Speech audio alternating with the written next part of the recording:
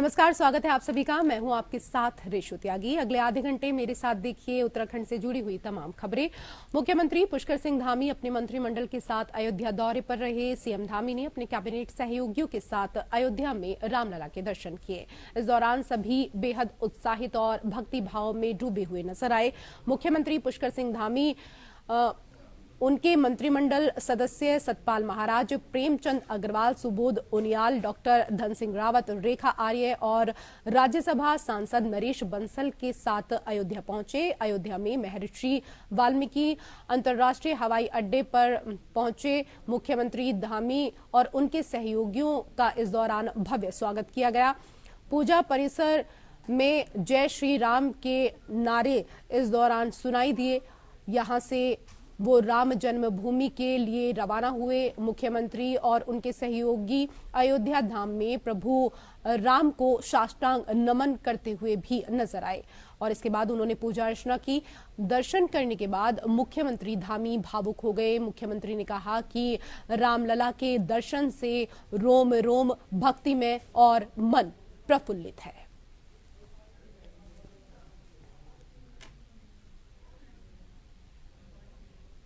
बहुत बार अयोध्या आया और जब मैं यहाँ आया तो मैंने देखा भगवान रामलला टेंट में है। तो क्या नीचे करो यार, क्या कर रहे हो?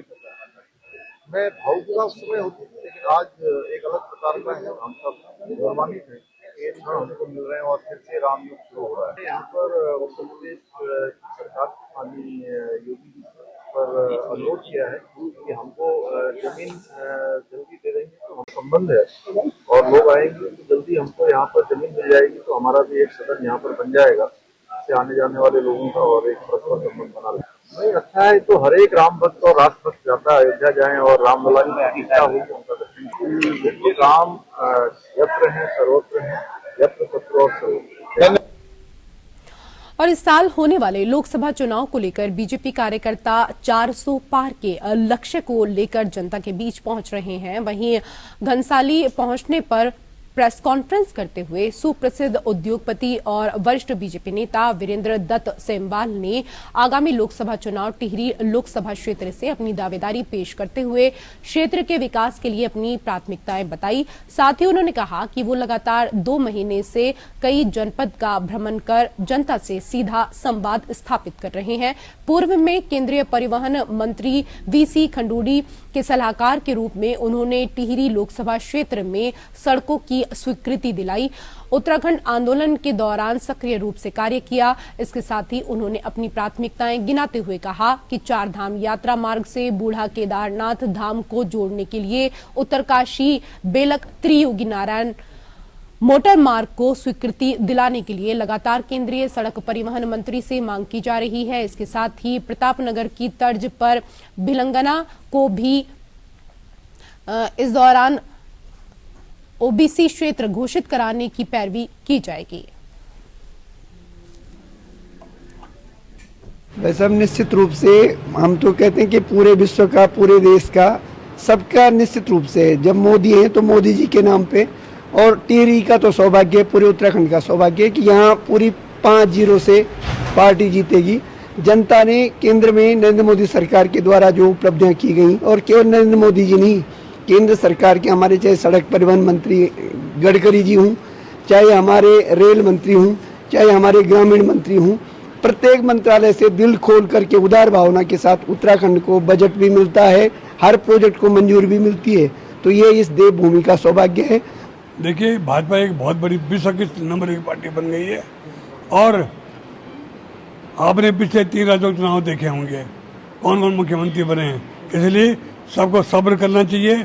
समय आने पे कब किसी जिम्मेदारी मिल जाएगी कुछ नहीं पता। हमारी पार्टी काम करने वाले का सम्मान करती है, उसको ध्यान रखती है, रिकॉर्ड में नाम लिखा जाता है और समय आने पे उसको तारीफबाजी करती है। और उधर हाल ही में राजधानी देहरादून में जिलाधिकारी और जिला निर्वाचन अधिकारी ने जिले में मतदान प्रतिशत बढ़ाने के लिए हर नागरिक से आगे आने के लिए कहा। मतदाता स्वयं वोट दें और साथ ही कई लोगों को भी इसके लिए जागरूक करें। वोटिंग के लिए पोलिंग बूथ पर आने के लिए प्रेरित करने के लिए कहा। 80 से अधिक साल के आयु वाले मतदाताओं और दिव्यांगजनों को भी इस दौरान जागरूक किया गया। इसके साथ ही जिन युवाओं का नाम पहली बार वोटर लिस्ट में शामिल हुआ है वो अपने मत का इस्तेमाल करें। मतदाता जागरूक करने के लिए डीएम कार्यालय में सभी अधिकारियों और कर्मचारियों के द्वारा इस दौरान शपथ भी ली गई।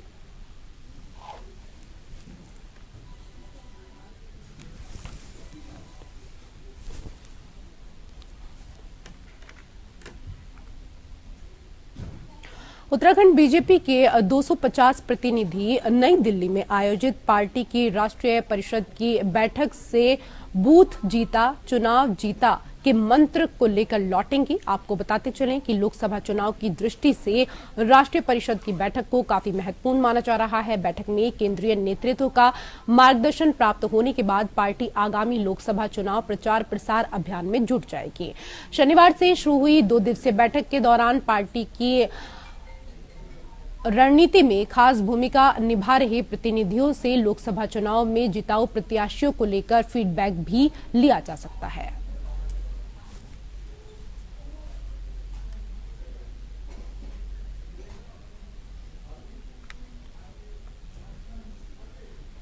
खबरों में आगे बढ़ेंगे। 65 गदरपुर विधानसभा के सेक्टर 6 बूथ 13 स्थानों का निरीक्षण निर्वाचन आयोग के 65 गदरपुर विधानसभा के सेक्टर मजिस्ट्रेट इंदु शेखर मंगाई ने किया। इस दौरान सेक्टर मजिस्ट्रेट इंदु शेखर ने कहा कि आगामी लोकसभा चुनाव की तैयारियां अंतिम दौर में है। आज गदरपुर विधानसभा के सेक्टर 6 में 13 बूथ का निरीक्षण किया गया है और इस दौरान जर्जर सड़कों का निर्माण कर दिया जाएगा। इसके अलावा जो भी कमी होगी चुनाव से पहले सभी कमियों को दूर कर दिया जाएगा।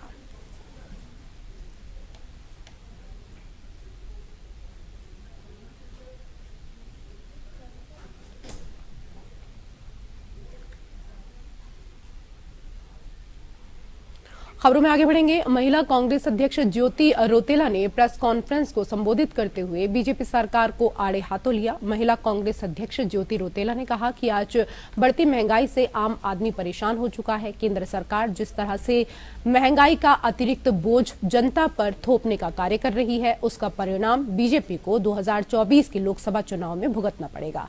साथ ही उन्होंने कहा कि हम जन जन तक पहुंचकर बीजेपी सरकार की जनविरोधी नीतियों के खिलाफ आवाज उठाकर जनता को जागरूक करेंगे।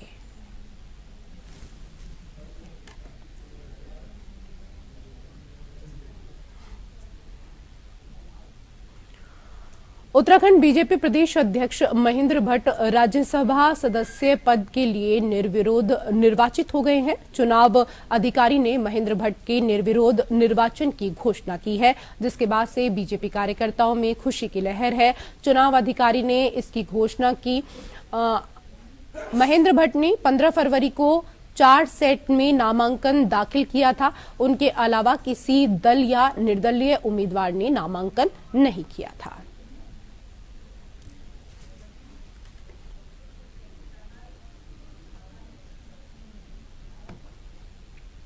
उधर नगर निगम देहरादून ने नए वार्ड बनाए हैं, उन पर कमर्शियल रेजिडेंट का टैक्स लगाए जाने की तैयारी की जा रही है।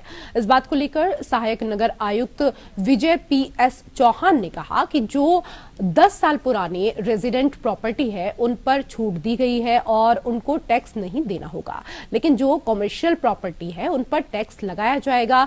इसके लिए टैक्स कलेक्टर नियमित रूप से कार्य कर रहे हैं। साथ ही उन्होंने कहा कि यदि कोई छूट गया हो तो उस पर भी इसके अंतर्गत लाकर कार्रवाई की जाएगी।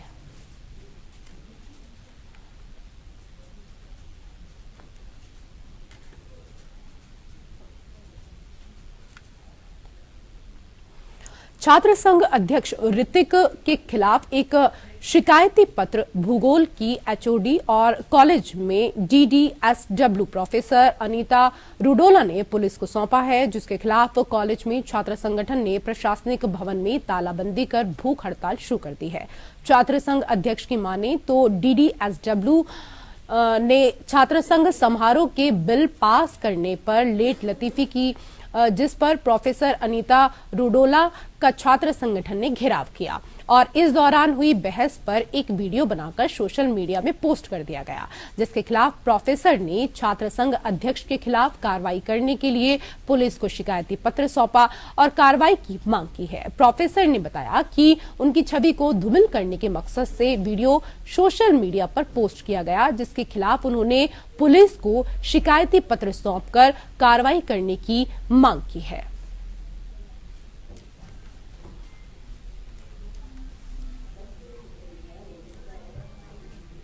जनवरी को मेरे द्वारा मैडम से वार्ता, जब मैं मैडम से वार्ता करने परिसर में पहुंचा तो मैंने देखा 11:30 बजे तक भी मैडम परिसर में नहीं पहुंची थी। इंतजार करने के बाद मैडम 12 बजे परिसर में पहुंची। उसके बाद जब मेरे द्वारा मैडम से बात की गई तो मैडम द्वारा बिलों का भुगतान करने से साफ मना किया गया कि इसमें मेरी कोई जिम्मेदारी नहीं है, ना मैं बिलों का भुगतान करती हूँ। जबकि बिलों का भुगतान और छात्राओं की समस्या का लेके DDSW का ही अहम भूमिका उसमें रहती है। मैडम द्वारा अभद्र शब्दों का इस्तेमाल भी किया गया, अभद्र टिप्पणियां भी करी गई, जिसका वीडियो फुटेज हमारे पास मौजूद है। उसके बाद परिसर में आकर परिसर निदेशक की अध्यक्षता में राजीनामा किया गया था, परंतु मैडम द्वारा ऑनलाइन तहरीर कोतवाली पौड़ी में दी गई है।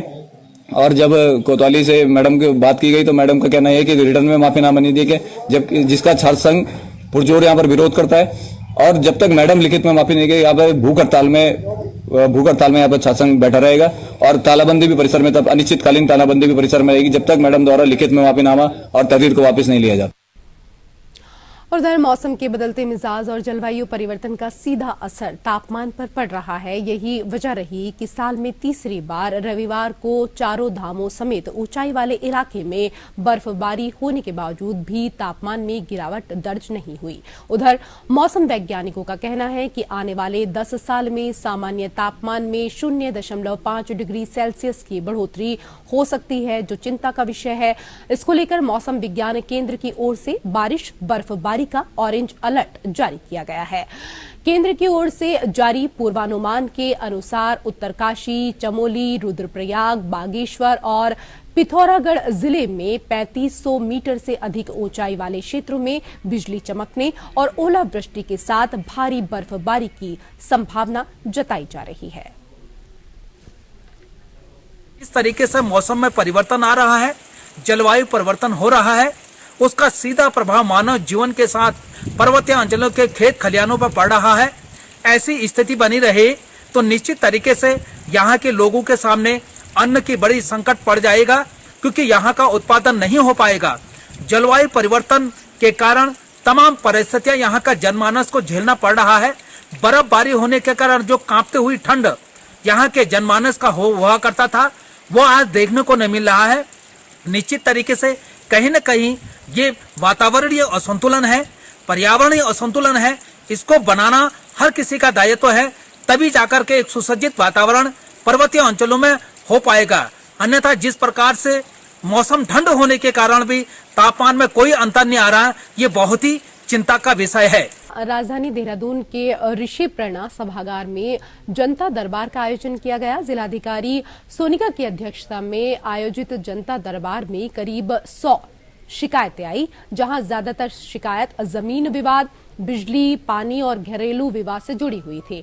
वहीं इस दौरान जिलाधिकारी ने संबंधित शिकायतों के निस्तारण के लिए संबंधित अधिकारियों को तत्काल निर्देशित किया, ताकि जन सुनवाई में दर्ज शिकायतों का त्वरित निस्तारण किया जा सके।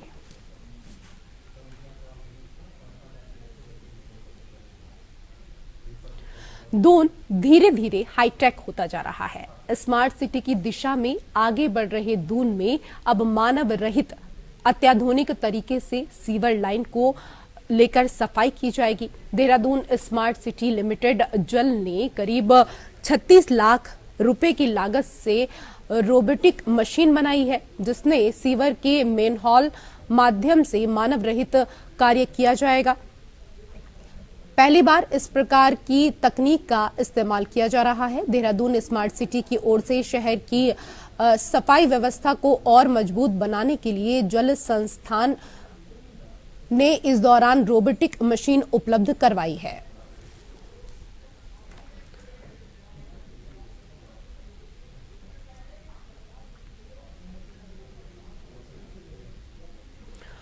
बीते समय सोशल मीडिया पर देहरादून के काजी हाउस में मृत और बीमार पशुओं का वीडियो वायरल होने पर पशुपालन विभाग और नगर निगम लगातार उसके रखरखाव के लिए सख्त कदम उठा रहा है। इस बात को लेकर मुख्य पशु चिकित्सा अधिकारी डॉक्टर विद्यासागर कापड़ी ने कहा कि सरकार अब जानवरों के लिए 80 रुपए प्रतिदिन उनके भरण पोषण के लिए दे रही है। साथ ही उन्होंने कहा कि पशुपालन विभाग ने अब दोबारा नगर निगम को काजी हाउस का जिम्मे इस दौरान सौंपा है और वो चाहे तो पूर्व के एनजीओ को छोड़कर किसी अन्य एनजीओ को कांजी हाउस की जिम्मेदारी दे सकती है।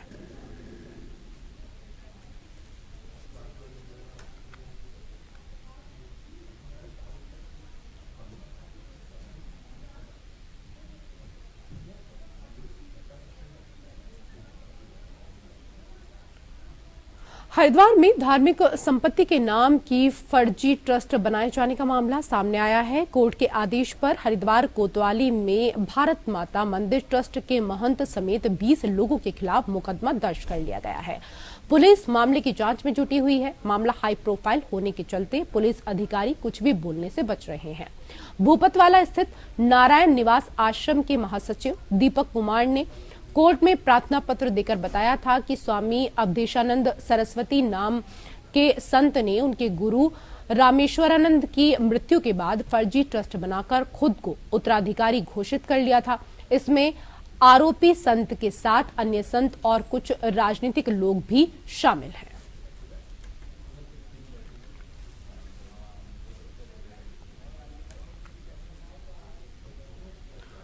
बीते दिनों कोतवाली में एक पशु प्रेमी की ओर से मुकदमा दर्ज किया गया था, जिसमें उन्होंने राजा नाम के एक व्यक्ति पर कुत्ते को बेरहमी से पीटने और पूर्व में 3 कुत्तों को जिंदा जलाने का आरोप लगाया।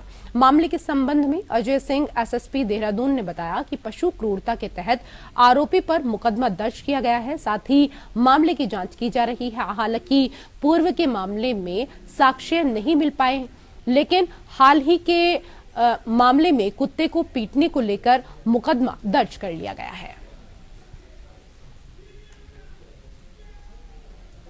कोतवाली पर आई थी कि एक व्यक्ति है जो डॉग्स को जो है मारता पीटता भी और 4 पिल्लों को उसने पहले कोई तंदूर में जला दिया था। क्योंकि इस तरह की घटना तुरंत की नहीं थी, पहले का कोई इंसिडेंट बताया गया था और इसके बाद बताया गया कि एक पिल्ले को फिर से उसने अपनी गली में काफी पीटा है बेरहमी से। तो पशु क्रूरता के तहत जिसमें जो है तहरीर आई थी, जिस पर मुकदमा दर्ज कर लिया गया। लेकिन अभी प्रारंभिक जांच में जो पहले का इंसिडेंट बताया गया उसमें ऐसे कोई साक्ष्य नहीं आया है। लेकिन जो अभी रिसेंट जो एग्जाम्पल था कि गली में कुत्ते को बेरहमी से पीटना और उसको करना, पशु क्रूरता करना, उसको देखते हुए दोनों एप्लीकेशंस को जो घटनाक्रम था उसके आधार पर मुकदमा दर्ज कर लिया। और उधर हरिद्वार में गुरुकुल कांगड़ी यूनिवर्सिटी प्रशासन और आर्य प्रतिनिधि सभाओं के बीच की खींचतान जारी है। यूनिवर्सिटी के कुलपति ने प्रतिनिधि सभाओं पर यूनिवर्सिटी के काम में बाधा पहुंचाने और विश्वविद्यालय की जमीनों को अवैध रूप से बेचने का आरोप लगाया। दरअसल केंद्रीय शिक्षा मंत्रालय ने सांसद सतपाल सिंह को कुलाधिपति के रूप में नियुक्ति दी, जबकि आर्य प्रतिनिधि सभाएं इसका विरोध कर रही हैं। सभाओं की ओर से सुदर्शन शर्मा को कुलाधिपति बनाया गया है। सभाओं ने पंजाब में मीटिंग कर गुरुकुल बचाओ संघर्ष समिति का गठन भी किया। इधर हरिद्वार में यूनिवर्सिटी प्रशासन सांसद सतपाल सिंह के समर्थन में उतर आया है और आर्य प्रतिनिधि सभाओं पर अवैध रूप से संपत्ति बेचने की एसबीआई जांच की मांग कर रहा है।